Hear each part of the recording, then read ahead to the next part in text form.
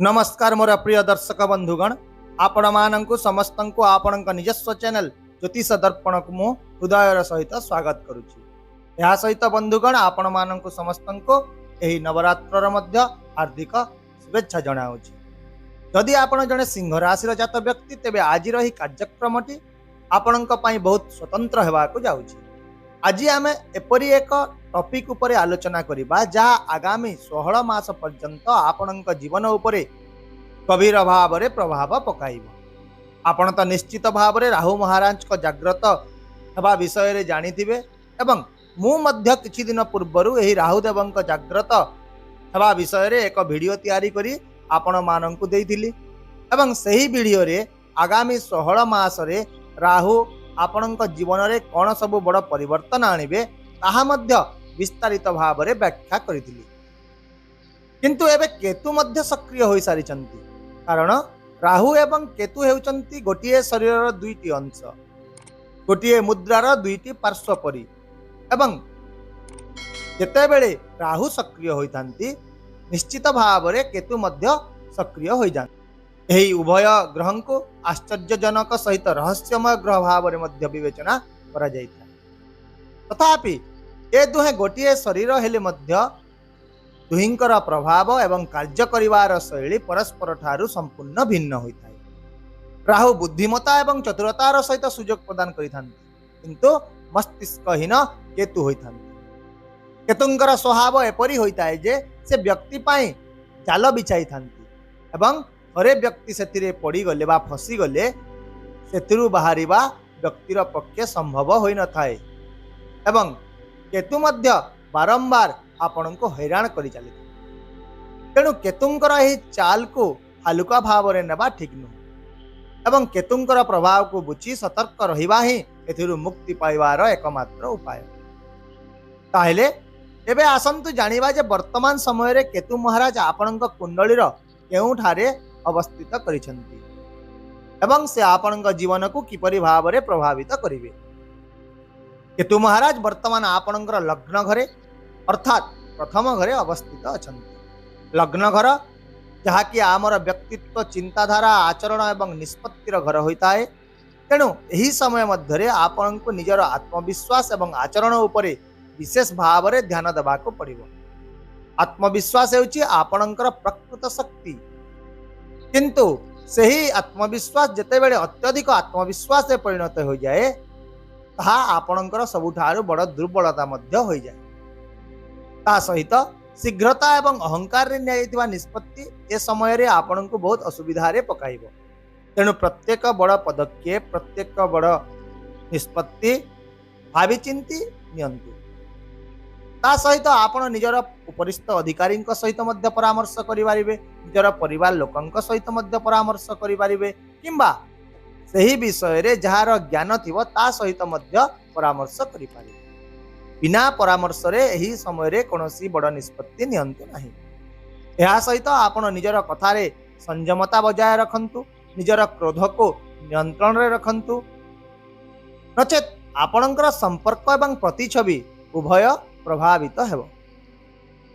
यह व्यतीत केतुंकर पंचम दृष्टि आपणकर पंचम घरे रहिबो। पंचम घर जहाँ की शिक्षा संतान प्रेम एवं अप्रत्याशित लाभर घर होता है।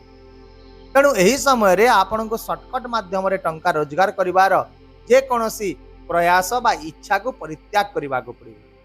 जुआ सट्टा लटेरी किंबा शेयर बाजार रे बिना भावी चिंती निवेश करंतु नाही नचेत बहुत क्षति सहिबे। प्रारंभ रे तो सब किछि आकर्षक एवं आकर्षणीय देखा जीवो किंतु परवर्ती समय रे सही जिनिस रे आपण केवल क्षति ही सहिबे। तेणु यही समय मध्य रे आपण सबु स्टेप रे प्रत्येक स्थिति रे कठिन परिश्रम कले ही सफलता निश्चित पाइबे। यह सबु बेले मन रखंतु। किंतु यह छड़ा जदि आपण शीघ्रता एवं लोभ निजर मन भितरे आनिबे तेबे आपण समस्तंक पछरे पड़ी जिवे। यह छड़ा यही समय छात्र छात्री मानंक पाई एकाग्रतार परीक्षार समय हेबो। पाठ पढ़ा समय रे सेमानंकर मन विचलित होई पारे। तेणु एकाग्रता एवं अनुशासन पालन करिबा सेमानंक पाई अत्यंत गुरुत्वपूर्ण। यह व्यतीत जदि आपण जड़े पितामाता मध्य तेबे निज पिलांक विषय रे किछि चिंता आसीबो। तेणु सेमानंकर स्वास्थ्य एवं अध्ययन प्रति विशेष ध्यान देबे। एहा परे आसंतु केतुंकर सप्तम दृष्टिर प्रभाव विषय रे जानिबा। एही दृष्टि आपणकर सप्तम घर उपरे रहिबो। सप्तम घर जहा कि आपणक जीवन साथी एवं पार्टनरशिप को प्रतिनिधित्व करे। यदि आपण विवाहित अटंती तेबे आपण जीवन साथी सहित छोट छोट समस्या को बड़ समस्या रे परिणत होगा दिंतु ना। अनावश्यक जुक्ति करंतु नाही, नचेत आपणकर दाम्पत्य संपर्क खराब मध्य होई पारे। आपण निज जीवन साथी प्रति संवेदनशील एवं सहायक मनोभाव ग्रहण करंतु, जहा आपणकर संपर्क को विशेष भाव में मजबूत करिवो। यदि आपण कोनोसी एक व्यावसायिक पार्टनरशिप रे काम करूछंती तेबे सतर्क रहंतु। लिखित चुक्ति एवं स्पष्ट सत्तावली बिना कोनोसी पार्टनरशिप व्यवसाय रे नूतन भाव रे प्रवेश करंतु नाही। एहा व्यतीत आउ मध्य अंध भाव रे काहाको विश्वास करंतु नाही एवं कागज रे सब किछि स्पष्ट भाव रे उल्लेख करंतु। एहा छडा एही समय रे आपण निजर कथा को नियंत्रण करबा ही हेउची सर्वोत्तम समाधान। कारण कठोर शब्द केवल आपणकर संपर्क नुहे, आपणकर व्यवसाय को मध्य गभीर भाव रे क्षति पहुंचाई पारे। सही परि केतुंकर नवम दृष्टि आपणकर नवम घरे रहिबो। नवम घर हेउची भाग्य, धर्म, पिता एवं दीर्घ यात्रा को प्रतिनिधित्व करे। तेणु एही समय रे भाग्य टिके दुर्बल रहिबो। तेणु आपण केवल भाग्य उपरे निर्भर करंतु नाही, नचेत एहा आपणक पई विपज्जनक हेबो। एहा छड़ा निजर पितांक स्वास्थ्य प्रति विशेष सतर्क रहंतु। नियमित भाव रे तांक स्वास्थ्यर जांच करांतु। धार्मिक कार्यकलाप दूरे जातु नाही, बरं प्रार्थना एवं ध्यान रे नियोजित हुंतु। कारण एही समय मध्य रे धार्मिक कार्यकलाप आपणक पई एक ढाल भाव रे कार्य करिवो, एक कवच भाव रे कार्य करिवो एवं केतुंकर नकारात्मक प्रभाव को ह्रास मध्य करिवो। या व्यतीत एही समय रे किछि यात्रा मध्य होई पारे, किंतु एही यात्रा गुड़िक आपणको आर्थिक भाव रे दुर्बल करिवो। ताहेले जदि अति जरूरी हेउची ताहेले यात्रा करନ୍ତୁ। आउ मध्य केतुंकर एही स्थिति आपणकर कार्यक्षेत्र को भी प्रभावित करिवो। चाकरी करथुवा लोकंक पई यहा एक कठिन परिश्रमर समय हेबो।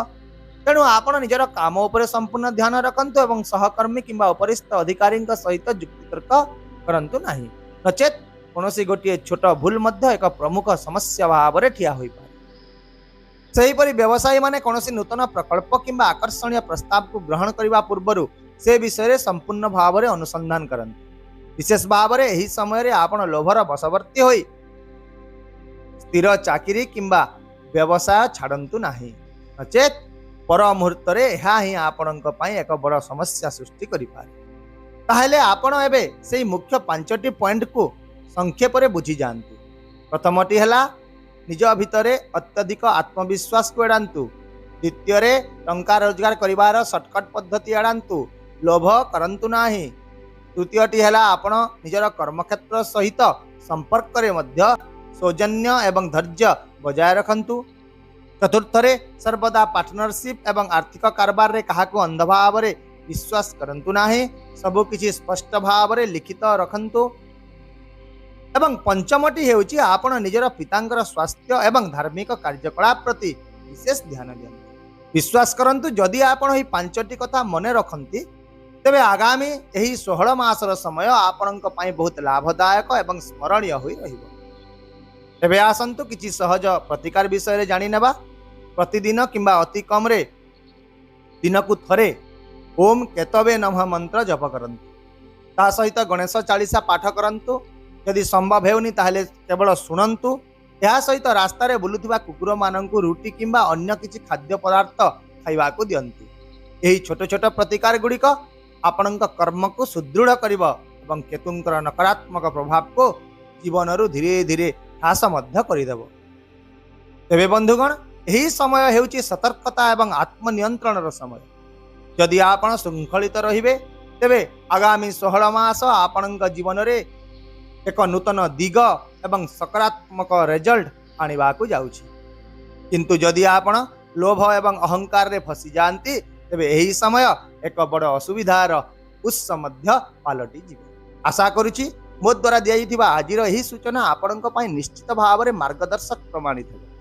यदि आपणकु एही वीडियो एवं मोर बुझाइबार शैलीटी पसंद लागिला तेबे भिडियोटी को लाइक कर दियंतु, शेयर कर दियंतु एवं आपनका मूल्यवान मतामत कमेंट करी आमको निश्चित भाव में जणांतु।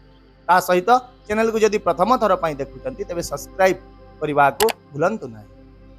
ताहेले वर्तमान पई मते विदाय दियंतु, पुणी देखा हेबा आसंता काली आउ एक नुआ सूचना वीडियो सहित। से पर्यंत रहुची, नमस्कार, जय जगन्नाथ।